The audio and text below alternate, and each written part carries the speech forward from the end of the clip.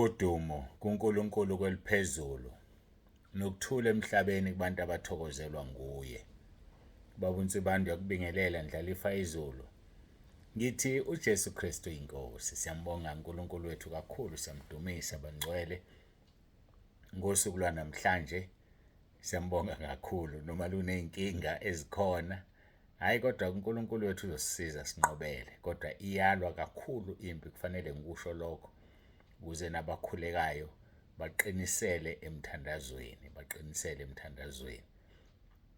Ngiyazi uNkulunkulu uzosisiza, sizonqoba inkinga esibhekene nayo. Ngisho sengiwaseyivile amagama enu, still awaveli. Sesithembe nje uNkulunkulu uzongenelela kule technology. Nikhuleke-ke bangcwele, siyakhuleka sonke. Siyambonga uNkulunkulu kakhulu, siyamdumisa ngakho konke asenzele khona. Sizongena-ke enkonzweni yethu intshumayelo yasentabeni. Singakangeni kuyona ngicela siguqe, sikhuleke ngoba uyena yedwa singamguqela. uNkulunkulu ka-Abrahama, uNkulunkulu ka-Isaka, uNkulunkulu kaJakobe, igama lakhe lelo.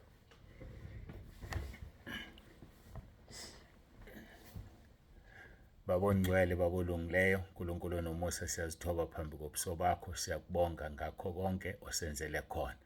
Siyacela Nkosi, sinikela kuwena inkinga yale technology ngoba wena uNkulunkulu ophendulayo, uNkulunkulu olalelayo.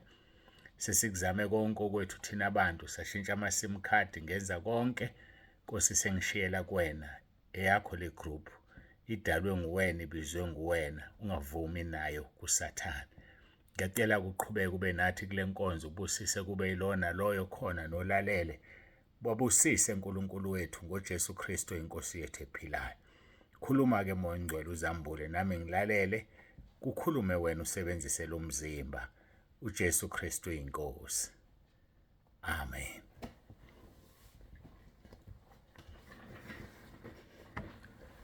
Siyambonga uNkulunkulu wethu kakhulu bangcwele, siyamdumisa ngakho konke asesenzele khona.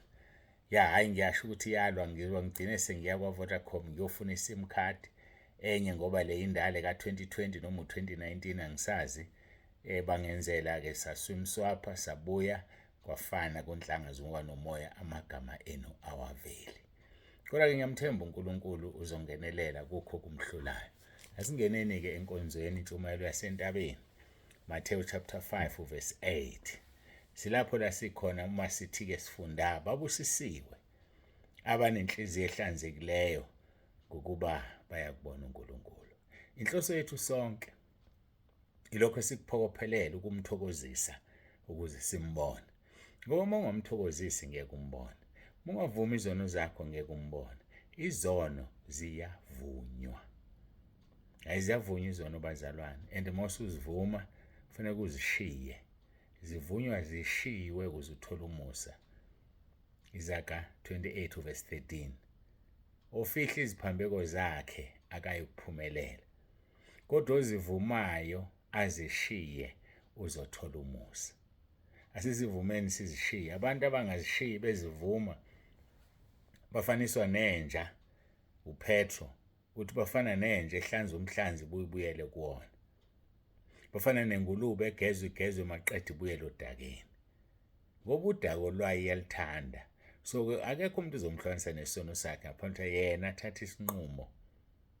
Okwethu kumkhulekela, okwethu ukuza enkosini ngomkhuleko.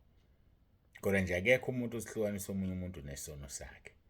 Futhi isono siyamlandela. Lisho njalo izwi lenkosi noMary.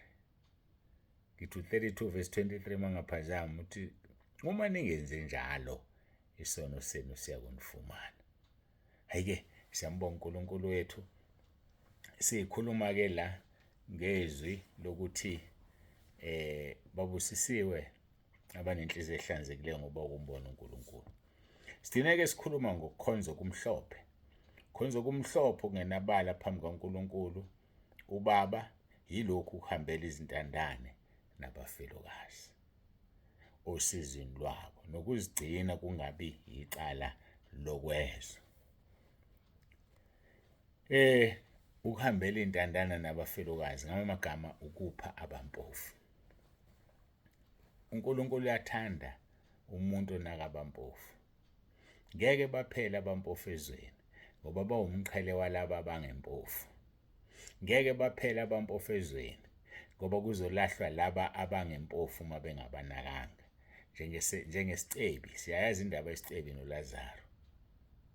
Kuthiwa uLazaro wayehlezi esangweni lesicebi ehalela imvuthuluko etafuleni kodwa wayengayitholi, yayivele ilahlwe ichithwe. uLazaro abangani bakhe izinja ezazikhotha ilondwa zakhe zimnwaya, kodwa wayehlezi ngasesangweni. Isicebi sasishintsha sigqoke ezibubende sihambe siye emadilini, siye emafangshinini ahlukeneyo, sidlule isicebi esangweni sihambe singamnaki. So abampofu bawumqhele wabanotho uma bebanaka. So ngeke baphela abampofu ezweni. Ngezwa nje abantu bekhuluma ngamaphara, besho yonke lento lena, sengaze nabanika amagama, imiqhele yenu le. Kodwa-ke bengoku-advise ukuthi iphara ungalinikeza imali, mnikeze ukudla ngoba imali uzoyithatha ayothenga iyobisi futhi. Mnikeze nje ukudla, adle, asuthe, bese umtshela akahamba ekhaya. Ngoba bonke labantu banamakhaya bawashiyile bakhetha ukuhlala emgwaqeni. Kodwa-ke bawumqhele wakho. Bayisango lakho. Yebo, isango uJesu esingena ngayezulwini, kodwa kufanele udlule kubona, ubanakekele, ubaphe. Ngoba inkonzo lesinikeziwe ukupha abampofu kuyakuhlambulula. Angazi uma ngizwani, ukupha abampofu kuyakuhlambulula. Sifunda incwadi kaLuka chapter 11 verse 39 kuya 41. Yayisithi inkosi kuye, manje-ke nina abaFarisi nihlambulule ngaphandle lenkezo nesitsha, kepha ingaphakathi lenu ligcwele ukuphanga nokubi. Verse 40, ziwula. Yena owalenza ngaphandle akalenzanga nangaphakathi na? Owalenza ingaphandle akalenzanga nengaphakathi na? Verse 41, kepha yiphani okungaphakathi kube yisiphiwo sabampofu. Bheka-ke kobe kuhlambulukile konke kini. Ukupha abampofu kuyahlambulula.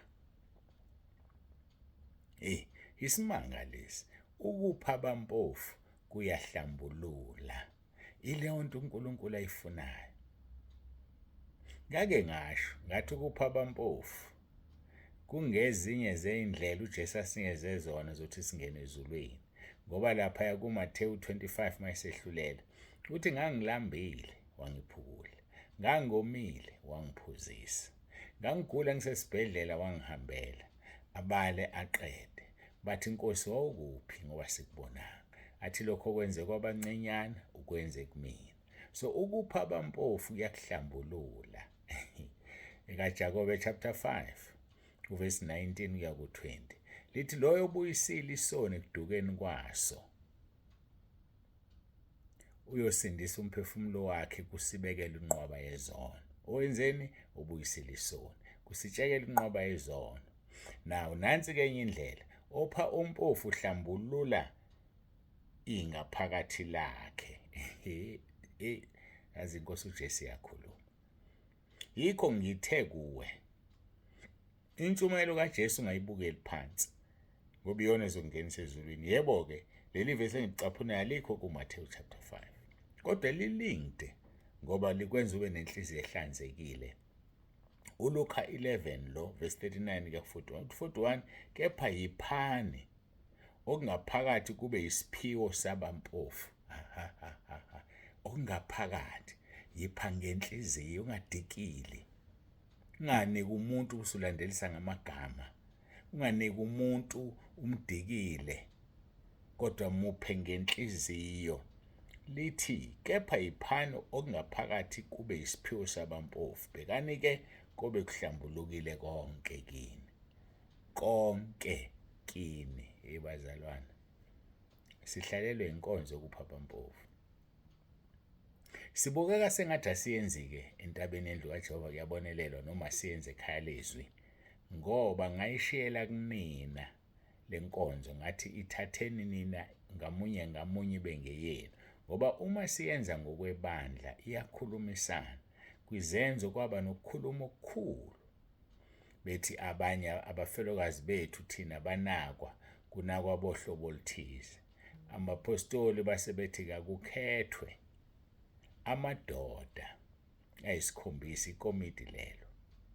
Amadoda ayisikhombisa azobhekela ukudla kwabampofu. So-ke angifuni ukuzithola ngikuleyo nto ngiqoqa imali yabampofu ekhaya lezi, ngoba nizoyiqoqa nizoyiletha ngibuze ukuthi ngibanelise yini. Angithi khona abampofu bangakini mina ngibazi, nabampofu bangakubo kasibanibani mina ngibazi. So wena zithathele initiative ngokwakho, uhambe uphapha mpofu uyobe uhlambulukiwe madoda. Lazi lamnandi iBhayibheli. Uhlanjululo kuphapha mpofu nje. Njengoba nibancisha kangaka, benicela emgwaqeni, benicela abahluphekile, abanye babo abelungu, ushalaze ngathi awumbonanga umlungu ecela kuwena. Nizwade ngisho ukuthi nibabiza amaphara, ayacela niwashalazele. Ushalazela ukuhlambuluka kwakho. Ukuhlambuluka kwakho nje uyakushalazela. Musuke ukushalazela, kodwa musumuphi imali abese yothenga ama-drugs. Nikeza ukudla.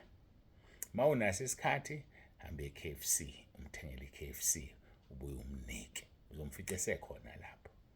Momfica engasekho-ke useyithatha uyidla ekhaya noma ney'ngane zakho. Kodwa nje mthengele ukudla, umnikeze lokho ukwazi uku-afforda. Yazi ukuthi ngisho i-500 nolofu wesinkwa noma uwafu wesinkwa umnikeze. Uma bekuyilokho ku-afforda kusho ukuthi mthengele i-KFC. So-ke opha ompofu utshele kuJehova. Lisho njalo izwi laphaya kwizaga 19:17, onomusa kompofu utshele kuJehova nomsebenzi wakhe uyakubuyisela kuye. Onomusa nje kompofu utshele kuJehova. Ngine-experience-ke yalokho kodwa ngizokhuluma ngakho manje. Izaga 10:22, isibusiso sikaJehova siyacebisa, ake nezele usizi kuso.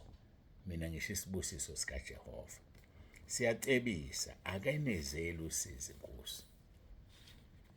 Kodwa somuntu asicebisi, siyahluphekisana isibusiso somuntu. Kodwa sikaJehova siyacebisa, ake nezele usizi kuso. Uthini-ke wena mntakababa? Umphefumulo, Izaga 11:25, umphefumulo ophanayo uyakukhuluphaliswa, ophuzisayo uyakuphuziswa naye. Yipha nawe uzophiwa.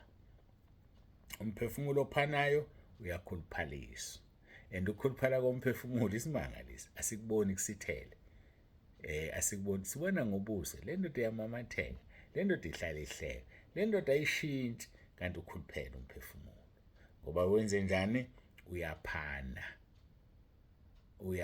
Yawe lo muntu oncisha naye uyahlala ehlupheka nokuncishana kwakhe, akazuzi lutho.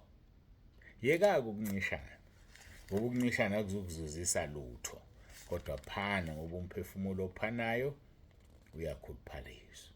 Bese lithi ocindezela ompofu usola umenzo wakhe, kepha nomusa koswelayo uyamdumisa. Mawucindezela ompofu ngade ngisho nje ukuthi uNkulunkulu ngeke abaqede abampofu ezweni. So mawusumcindezela usola umenzo wakhe, kuthiwa menzelani wabanje. Kepha onomusa koswelayo uyamdumisa umenzo wakhe, uyamdumisa. Hawu kodwa bakithi siyambonga uNkulunkulu wethu kakhulu ngakho konke akasenzele khona.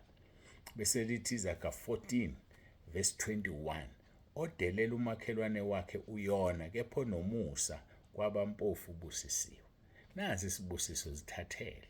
Uma unomusa kwabampofu ubusisiwe. Bengingathanda ukunixoxela indaba engangayixoxa eminyakeni ephambili khona la ekhaya lezwi. Engayixoxa lo mkhwekazi wami. Inkosi eyayingazi ingene esontweni, ingalazi ukuthi lingaphi, kodwa yangena ezulwini. Ngisho into yamanje mina engekho eBhayibhelini, into eyiqiniso, yangena inkosi ezulwini. Ngikhumbuze ngiyixhume lapho kusasa ngigcinwe inkosi. Siyambonga kakhulu kuNkulunkulu wethu, siyamdumisa ngakho konke asenzela khona. uNkulunkulu anibusise ey'ndaweni zonke, niphane. Ngoba ukupha kwenzani? Kuhlambulula umphefumulo. Ukupha kwenzani? Kukhuluphalisa umphefumulo. Nkosi Jesu, hayi namhlanje ngathi ukhuluma ezinye. Siyambonga uNkulunkulu wethu masigoqe isithandazo.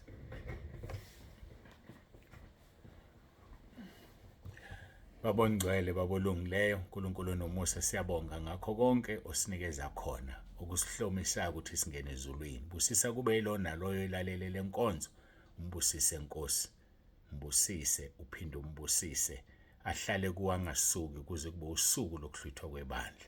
uJesu Kristu inkosi. Amen. Siyambonga kakhulu uNkulunkulu wethu bangcwele, siyamdumisa, akekho ofana naye, akekho njengaye. Baba uNsibande useyavalelisa uthi usuku oluhle.